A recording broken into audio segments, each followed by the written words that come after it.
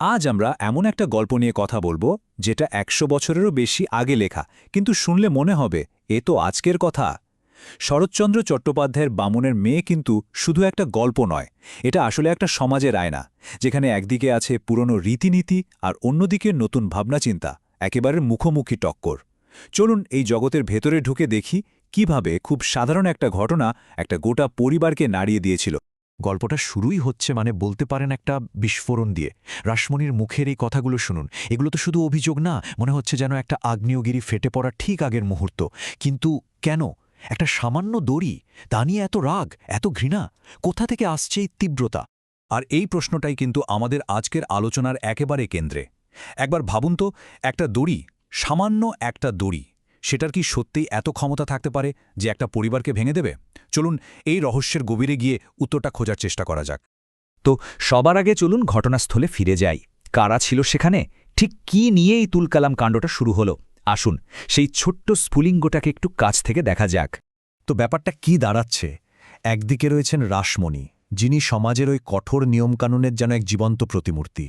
তার কাছে একটা সামান্য ছোঁয়াও ভাবা যায় অকল্পনীয় অপরাধ। আর অন্যদিকে এক্কেবারে উল্টো দিকে দাঁড়িয়ে আছে একটা ছোট্ট ভীতু মেয়ে। ও তো হয়তো বুঝতেই পারছে না যে ওর বিরুদ্ধে যে অভিযোগটা আনা হয়েছে সেটার মানেটা ঠিক কী, বা তার ফলটা কতটা মারাত্মক হতে পারে। এখন মনে হতেই পারে, আরে বাবা, একটা ছাগলের দড়ি নিয়ে এত কাণ্ড কেন? আসলে উত্তরটা লুকিয়ে আছে সেই সময়ের সমাজের কিছু অলিখিত কিন্তু সাংঘাতিক শক্তিশালী নিয়মের মধ্যে। চলুন সেই অদৃশ্য নিয়মগুলোকেই বোঝার চেষ্টা করি, যেগুলো মানুষের জীবনকে আষ্টেপৃষ্ঠ বেঁধে রেখেছিল।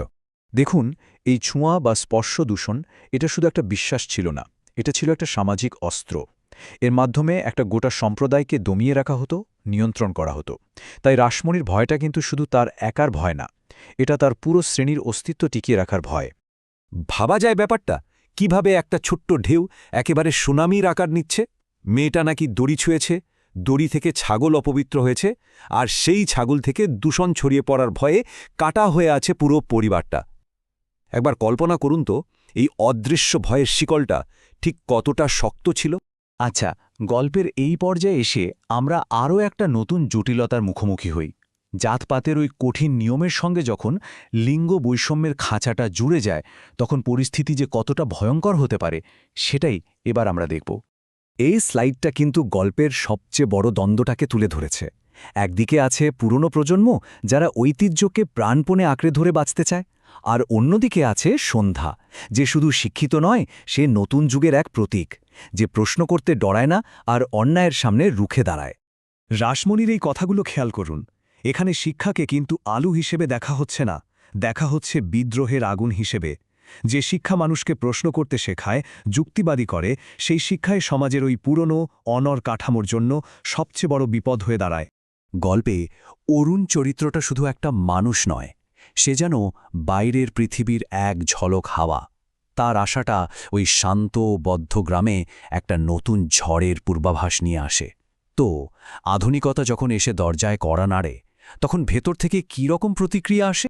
এই মল্লেচ্ছ শব্দটা কিন্তু শুধু একটা গালি নয়, এটা একটা সামাজিক বয়কটের ডাক।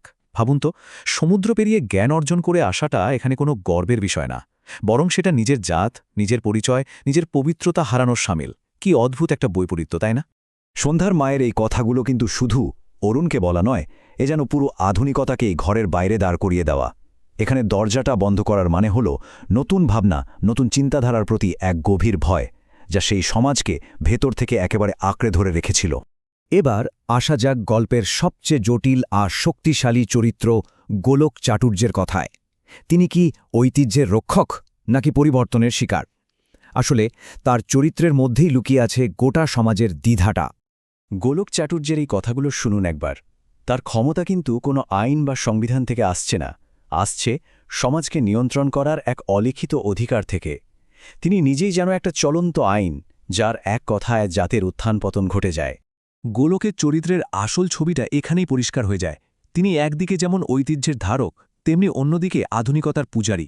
তারই দ্বিধাটা আসলে সেই সময়ের গোটা সমাজেরই একটা প্রতিচ্ছবি, যা পুরনোকে ছাড়তেও পারছে না, আবার নতুন কেউ পুরোপুরি আপন করে নিতে পারছে না। যখন জাতপাত, লিঙ্গ, ঐতিহ্য আর আধুনিকতা, এই এতগুলো সংঘাত একসঙ্গে হয়, তখন একটা সমাজ আর স্থির থাকতে পারে না।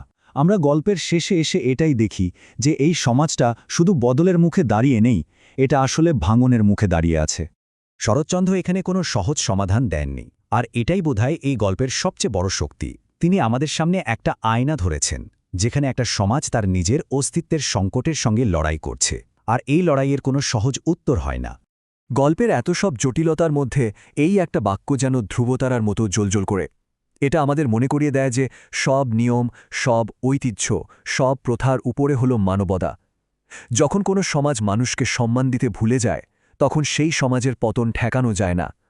আর এই প্রশ্নটা এটা কিন্তু শুধু সেই সময়ের জন্য নয়, আজকের দিনেও এটা ঠিক ততটাই সত্যি, তাই না? যখন সবকিছু এত দ্রুত বদলে যাচ্ছে, তখন আমাদের সমাজের আসল ভিত্তিটা ঠিক কী হওয়া উচিত? বামনের মেয়ে গল্পটা কিন্তু আমাদের ঠিক এই প্রশ্নটার সামনে এনে দাঁড় করিয়ে দেয়। আর এর উত্তরটা, আচ্ছা, ওটা বোধহয় আমাদের নিজেদেরই খুঁজে বের করতে হবে।